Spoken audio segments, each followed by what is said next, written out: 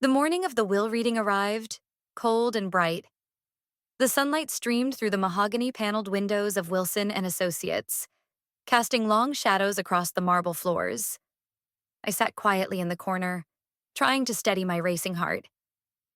My fingers trembled slightly as I adjusted the hem of my coat. My eyes, however, kept straying to the man pacing in front of me. Jason. My brother. Jason. My older brother. The one who had always been the golden child. The one who seemed to have everything handed to him on a silver platter, without ever having to ask for it. And yet, here I was, sitting in the same room, waiting to find out what my parents thought I deserved, if anything at all.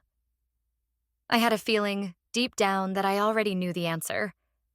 Jason, as always, carried himself with the kind of arrogance that came from having the world bow at his feet.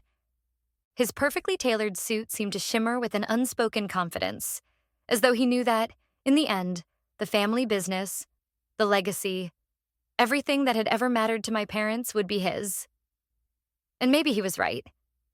He'd always been their favorite. I had spent my entire life hearing how smart, capable, and ambitious Jason was, how he was the future of the family. The comparisons had been endless, and over time they had built a wall between us, a wall I had never been able to tear down. As I sat there, watching him stride around the room with his usual self-assured swagger, I felt the sting of those comparisons again. I could hear the echo of my mother's voice in my head, telling me I could never measure up to him. I could feel my father's critical gaze, always looking at me like I wasn't enough. Jason had inherited their admiration, their trust, and their future. I, on the other hand, had inherited nothing but the shadow of their expectations. Miss Sarah Bennett's voice broke through my thoughts, sharp and clear, as she looked over at me. "Are you ready to proceed?" I nodded, my throat tight. I wasn't ready for this. I wasn't ready to hear how little they had thought of me. But I had no choice. I had to face it. I had to face the truth, even if it was going to hurt. Mr. Wilson, the family lawyer, adjusted his wire-rimmed glasses and began reading. To our son, Jason, for his unwavering dedication to the family business, for maintaining the Bennett legacy, we leave the following. He went on to list assets that made my head spin. The family estate in Vermont, our summer house in the Hamptons, controlling shares in Bennett Industries, and a portfolio worth millions. With each word, Jason's smirk grew wider, his chest puffed out in that way he always had. It was as if he had already won, as if the entire world was his. And then, it was my turn. To our daughter Alice. Mr. Wilson paused, and for the first time I noticed his discomfort. It was as if he, too, felt the disparity between the two of us. We leave the painting, Autumn Twilight, currently hanging in the study of our main residence. The room fell silent. I felt the blood drain from my face. A painting? A mere painting? I couldn't even look at Jason. I could feel his laughter rising in his throat, trying desperately to hold it back, but failing miserably. A painting, I managed to say, my voice barely above a whisper. Just a painting? It was your mother's favorite, Mr. Wilson offered weakly, clearly uncomfortable with the obvious gap between the two inheritances. Jason couldn't hold back any longer. He walked over and placed a hand on my shoulder, his grip just tight enough to sting. "Don't worry, sis," he said, his voice dripping with condescension. "I'll make sure you get a good job in the company, maybe in the mailroom." I shrugged off his hand and stood up, my chest tight with a mixture of anger and disbelief. The Bennett family fortune, built over generations, now belonged entirely to him. And I was left with a single painting, a relic of my mother's past. It was a beautiful painting, I had always thought so. It depicted a forest scene at dusk, the trees bathed in soft amber light, with strange geometric shapes subtly hidden among the branches. But to be honest, that wasn't what mattered to me.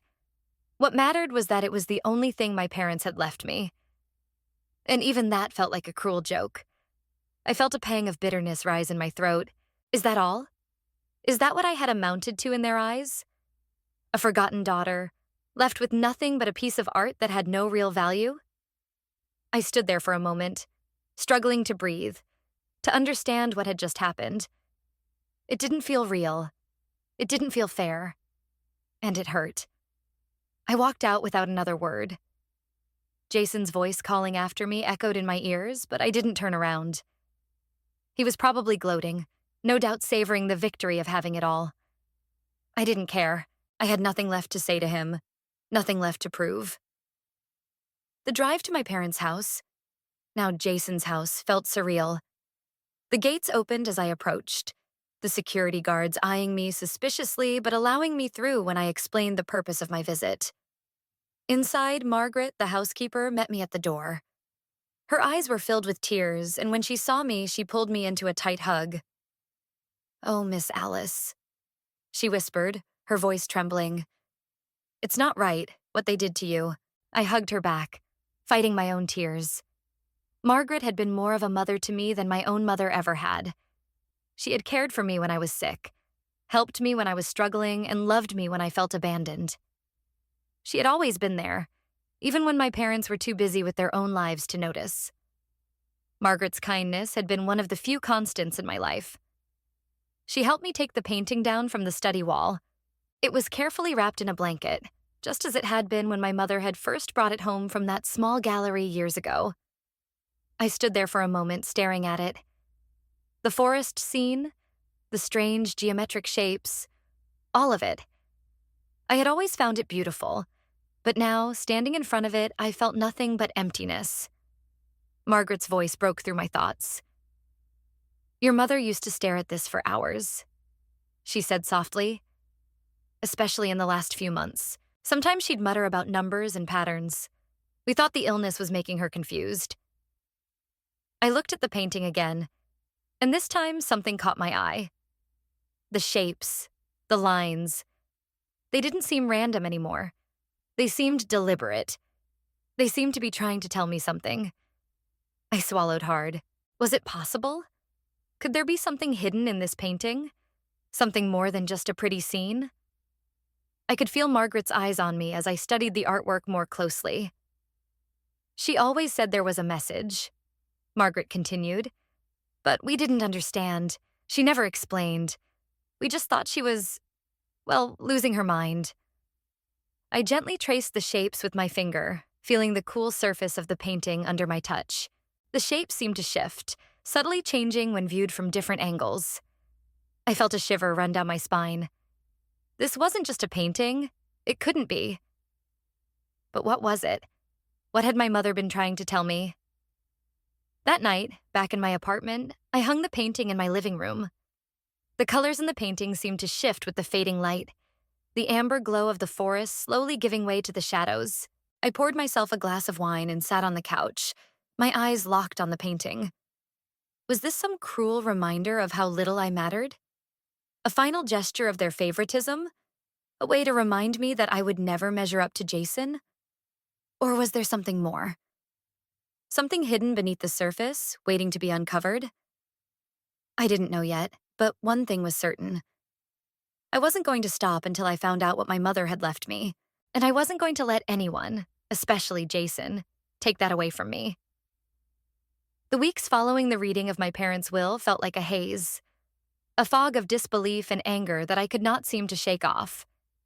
Jason, of course, continued his usual path, basking in the glow of his inheritance, his life unchanged by the events that had unfolded. He had everything, and I had nothing but a painting that I still couldn't fathom as anything more than a cruel reminder of my place in the family. It wasn't just the painting itself that troubled me. It was the nagging feeling that there was more to it than met the eye. Something hidden beneath the surface, waiting to be discovered. Something that my mother, in her final moments, had left for me alone to uncover. And so, I began to obsess over it.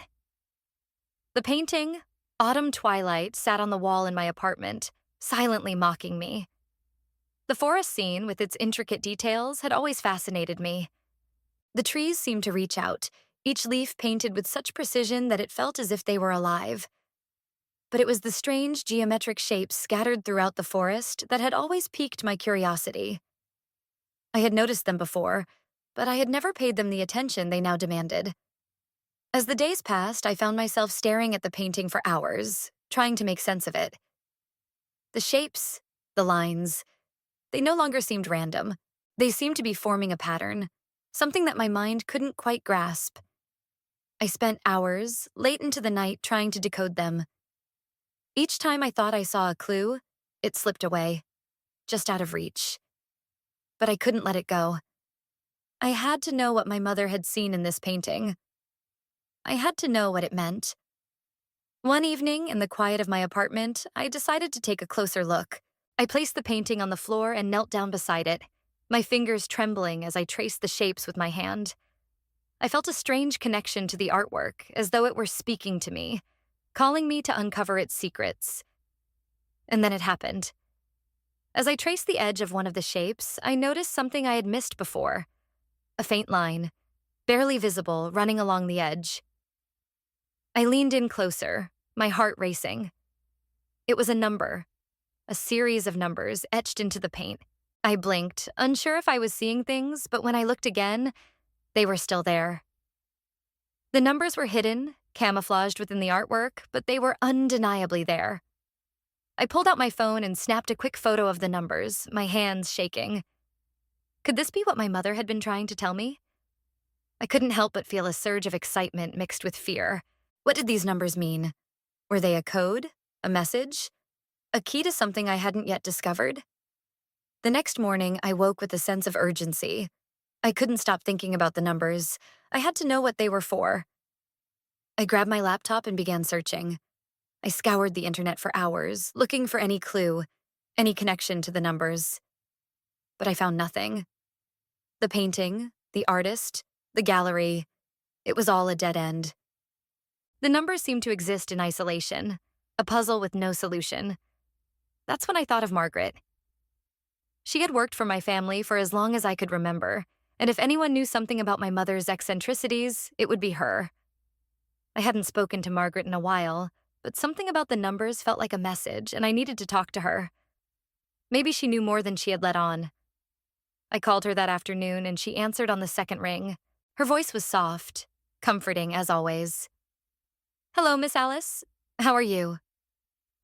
I hesitated before speaking, unsure of how to ask the questions I had been wrestling with. "Margaret, do you remember the painting? The one that was always in the study?" There was a brief silence on the other end of the line, and then she replied, her voice filled with emotion. "Of course I remember it. Your mother used to sit in front of that painting for hours. She'd stare at it, lost in thought, and sometimes she would mutter about numbers and patterns. We all thought she was just confused, with her health deteriorating. But now that you mention it, she said it was important.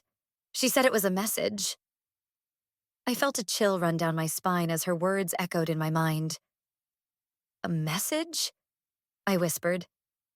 "Yes," Margaret continued. "She said the painting held something, but she never explained what. She was very secretive about it, especially towards the end. I don't think your father ever understood. He thought she was losing her mind, but I always believed her. I think she left something for you. Something only you would understand." I felt a surge of hope.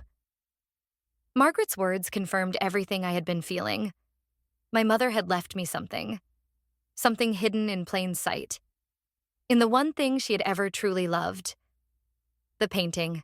I thanked Margaret and hung up the phone, my mind racing with possibilities. The numbers in the painting had to mean something. My mother had left them there, intentionally, knowing that one day I would be the one to find them. But what did they lead to? What was the message? The questions swirled around me, but one thing was clear. I couldn't stop now. I had to follow this trail wherever it led. That evening, I sat down in front of the painting again. The numbers on the canvas seemed to glow in the dim light of my apartment, as though they were daring me to understand them. I traced them once more, my fingers trembling with anticipation. There were 5 numbers, arranged in a way that seemed purposeful, deliberate. I wrote them down, each one carefully noted in my journal. The numbers felt like a riddle, a puzzle that had to be solved. But there was more. As I examined the shapes in the painting again, I noticed a subtle difference in the way they were painted. Some of the lines were thicker than others, and in some places, the paint appeared to have been applied more heavily. It was as if the artist, my mother, had intentionally created an uneven texture, a clue hidden beneath the surface. I couldn't stop staring at the painting. The more I looked, the more I saw. The patterns were more than just random shapes. They were a map, a code, a secret waiting to be unlocked. I had to keep going. I had to understand what my mother had left me. Over the next few days, I immersed myself in the painting. I spent hours analyzing every inch of it, comparing the numbers, the shapes, and the texture. And then, one night, it clicked. The numbers, when aligned correctly, formed coordinates. They led to an address, a place that didn't exist on any map. It was a property, a piece of land that my mother had purchased under a different name, a name that I had never heard of before. I felt my heart race as I realized what I had found. My mother had hidden something there, something important. But what? And why had she gone to such lengths to keep it secret? I didn't know yet, but I was determined to find out. The next day, I drove to the address. The coordinates burned into my mind. I wasn't sure what I would find when I got there, but I knew that whatever it was, it would change everything. I arrived at the property just as the sun was beginning to set. It was an old, overgrown field, surrounded by tall grass and a crumbling stone wall. The house, or what was left of it, was in ruins. But something about the place felt familiar, like I had seen it before, but I couldn't quite place it. I walked through the overgrown yard, my heart pounding in my chest. The numbers, the shapes, they had all led me here. And I knew that this was only the beginning of the mystery that my mother had left for me to uncover. I knelt down in the grass, my fingers brushing the earth beneath me, and I whispered to the wind, "I will find out what you left me, Mom. I promise." And in that moment, I knew that nothing would ever be the same again. The journey that began with a painting had now led me to something deeper, something I never could have expected. I had uncovered secrets that my parents, my brother, and even my own mother had hidden from me. But as the truth began to unfold, so did the consequences. I wasn't prepared for the full weight of what I had discovered, nor for the person who would show up at my door just when I thought I was finally starting to understand everything. I remember the night after I found the coordinates, those cryptic numbers embedded in the painting that had led me to the old property in the countryside. The wind had been howling outside my apartment, a storm brewing as if nature itself was warning me. I couldn't shake the feeling that my discovery was only the beginning. That property, that hidden lab, was something far bigger than I had anticipated. It wasn't just a place where my mother's work had been concealed. It was a vault, a treasure trove of truths that had been buried for years. The next morning, my phone rang with a number I didn't recognize. I hesitated before answering, wondering who could possibly be calling at this hour. When I picked up, a familiar voice echoed through the line. "Alice." It was Jason, my brother. I froze. I hadn't spoken to him since the day the will had been read. Not a word since he had claimed everything, since he had walked out of that room with the future, with everything that should have been shared. Now, hearing his voice again brought up a rush of emotions, none of them good. I could already feel my pulse quicken. "Alice, we need to talk. About the painting," he said, his tone more urgent than I had ever heard it before. "It's important. You don't understand what you have." I felt a wave of confusion and frustration wash over me. Why was he calling now? Was he going to try to convince me again to sell it? To give it to him? As if it were just a worthless trinket? I didn't know how much more of his condescension I could take, but there was something in his voice. Something desperate that made me hesitate. "Jason, what do you want?" I asked, trying to keep my voice steady but failing. He was silent for a moment. "Just please listen to me, okay? We don't have time. It's bigger than you think." That was all he said before the line went dead. I sat there, staring at the phone, wondering what kind of game he was playing. Was this some kind of trick? Was he trying to manipulate me into giving up the painting? I couldn't understand it. Jason had never shown any interest in art, let alone a piece of art that was now nothing more than a token of my inheritance.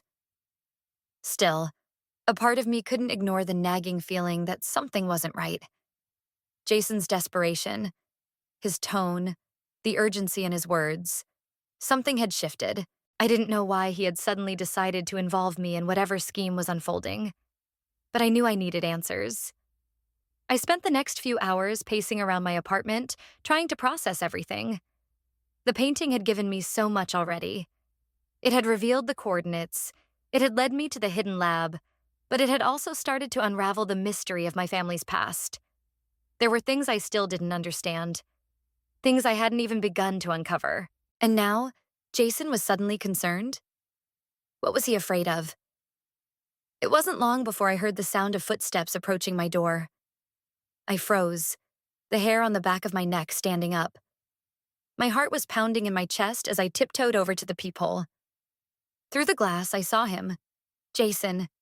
His perfectly tailored suit was now slightly disheveled, and his usual arrogance had been replaced with something darker, something more unsettling.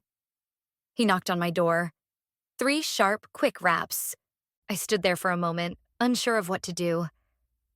I had spent my entire life dealing with his superiority, with his unyielding belief that everything was his for the taking. But now, I wasn't so sure. The man I had always known, the person who thought he could control everything, seemed almost unrecognizable in that moment. Something had shifted, and whatever it was, I was about to find out. Taking a deep breath, I opened the door. Jason stood there, his face tense and eyes searching mine. There was no smirk this time, no arrogance, just a quiet desperation. I couldn't remember the last time I had seen him like this. It was disorienting. "I need to talk to you, Alice," he said, his voice barely above a whisper. "About the painting." I stepped aside and motioned for him to come in. I didn't know what to expect, but I could sense that the conversation we were about to have would change everything. I had been avoiding him, avoiding the truth, but now it seemed there was no way out. Jason stepped into the room, and for the first time in years, I saw him in a different light. There was no more pretending, no more games. He was here for something. I could see it in his eyes.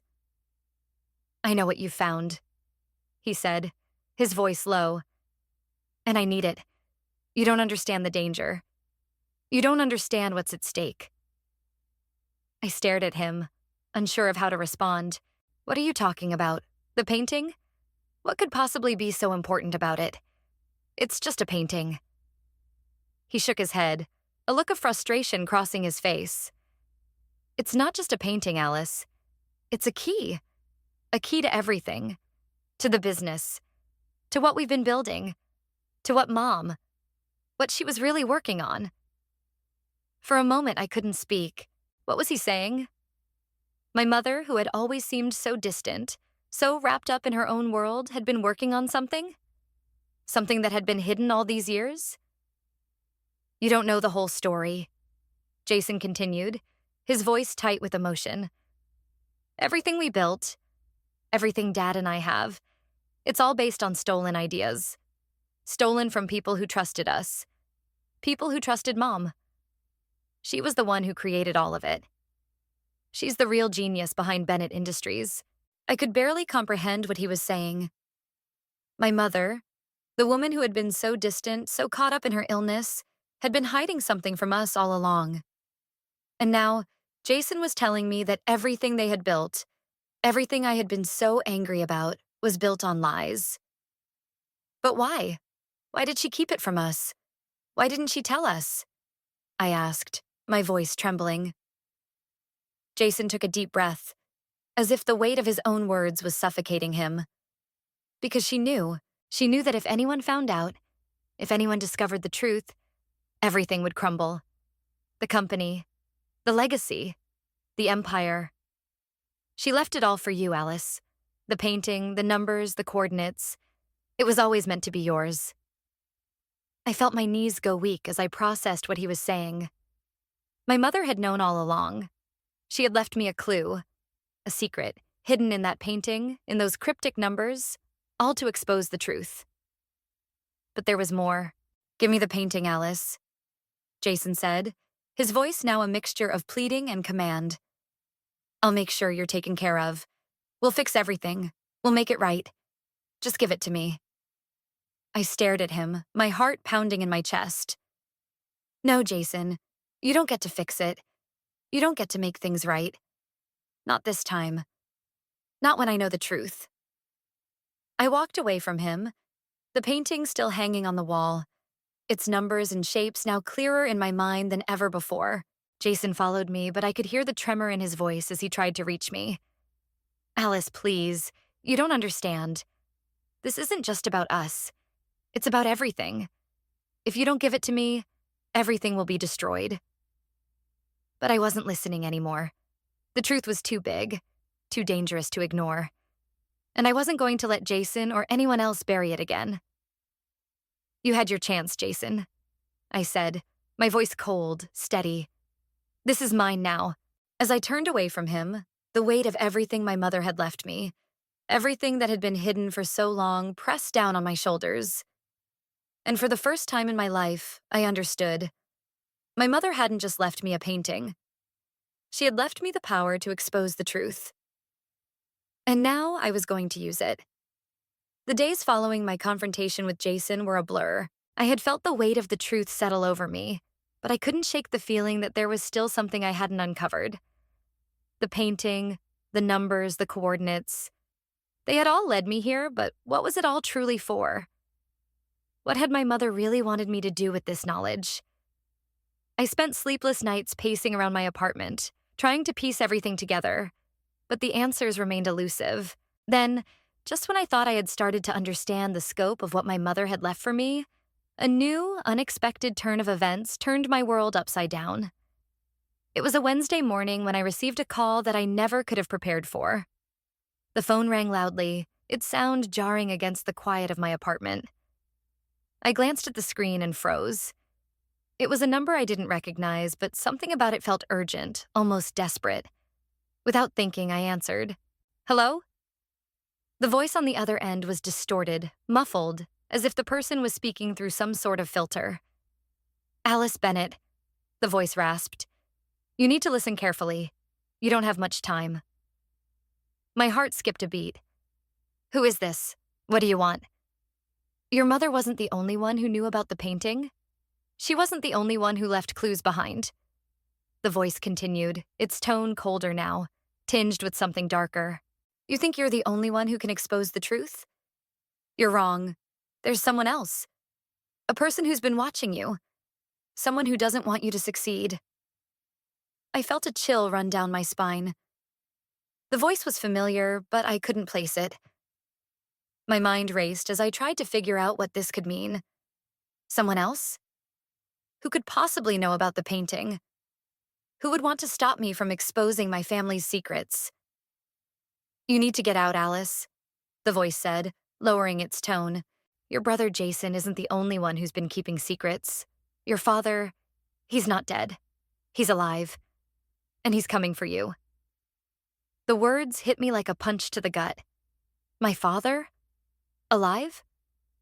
The man I had thought was dead for years, the one who had supposedly died in a mysterious accident, had been hiding all this time? My mind reeled as I tried to process the impossible. Before I could respond, the call ended abruptly. The silence in my apartment was deafening. I stood there, phone in hand, my mind racing. Was it possible? Could this be true? Was my father really alive? The shock of the revelation felt like it had torn apart the fabric of my reality. Everything I thought I knew about my family was suddenly called into question. I needed answers. I needed to confront this head-on. But who could I trust now? Margaret had always been a reliable ally, but could I even count on her after everything that had happened? I didn't know. And Jason? He had always been manipulative, but was he really in on this? Was he playing a deeper game than I realized? I grabbed the painting from its place on the wall and stared at it. The numbers and shapes, were they truly leading me to the truth? Or was something more sinister lurking behind them? My mother had hidden something in the painting, but had she also hidden the truth about my father? Was there more to his death than I had been told? I didn't have much time. The voice on the phone had made that clear. And if my father was truly alive, then everything was at risk. Everything I had worked for, everything I had uncovered, it was all about to be destroyed. I decided to go to the location the coordinates had led me to the hidden property where my mother's work had been concealed. I had to know if there was more to this than just the painting. I had to find the answers before it was too late. As I pulled up to the property, the feeling of dread intensified. The same overgrown field, the dilapidated house. It was all still there, but something was different. It felt like the air had thickened, the atmosphere heavy with a sense of impending danger. My footsteps were slow, cautious as I approached the hidden storm cellar, the entrance to the underground lab my mother had left for me. But as I reached the entrance, something unexpected happened. A figure stepped out from the shadows, blocking my path. I froze, my heart hammering in my chest. It was him, my father, the man I had thought was dead. He stood there, tall and imposing, his face unchanged by the years that had passed. His eyes, cold and calculating, fixed on me. There was no warmth, no recognition, only the same calculating gaze that had always made me feel like I was never good enough. "You shouldn't have come, Alice," he said, his voice low and cold. "You've opened a door that should have remained shut." I stood there, frozen, unable to believe what I was seeing. My father, the man who had supposedly died years ago, was alive and standing in front of me. And in that moment, everything I had believed, everything I had uncovered seemed to crumble. The secrets I had been chasing, the truth I had thought I was so close to discovering, they were all nothing more than a trap. "You've been following your mother's trail," he continued, his voice tinged with an almost sadistic satisfaction. "But you don't understand. She wasn't just hiding things for you. She was hiding things from everyone. From me. From Jason. And now you've made the mistake of thinking you can change everything." I took a step back, my heart racing. "What are you talking about? Why? Why did you fake your death? Why has everything been a lie?" My father's lips curled into a thin smile. "Because, my dear, the truth is dangerous, and you've just unlocked something far bigger than you realize." Before I could respond, he lunged forward, grabbing the painting from my hands with a force that surprised me. He held it up, staring at it with an intensity that made my blood run cold. "Your mother's legacy," he murmured, almost reverently. "She knew this day would come, but she was never meant to expose everything. She was supposed to keep it hidden, just like I did. You think you're the only one who can control this? You're wrong." In that moment, everything I had worked for, everything I had discovered seemed to slip through my fingers like sand. My father's presence, his sudden reappearance, shattered the illusion of control I had clung to. He had been orchestrating this from the shadows, manipulating everything, all along. I realized then that I wasn't just up against my family's secrets. I was up against a force far more dangerous than I had ever imagined. And I had to make a choice. A choice that would determine whether the truth would ever be allowed to come to light, or whether it would be buried forever. As I stood there, facing the man who had once been my father, I knew that the battle for the truth was far from over. But what I didn't know was whether I could survive it. And if you want to see how this story unfolds, don't forget to hit that subscribe button. Your support will help me continue creating more content, and I promise there's much more to come. Stay tuned for the next part of this journey, because the truth is just beginning to unravel, and the stakes have never been higher.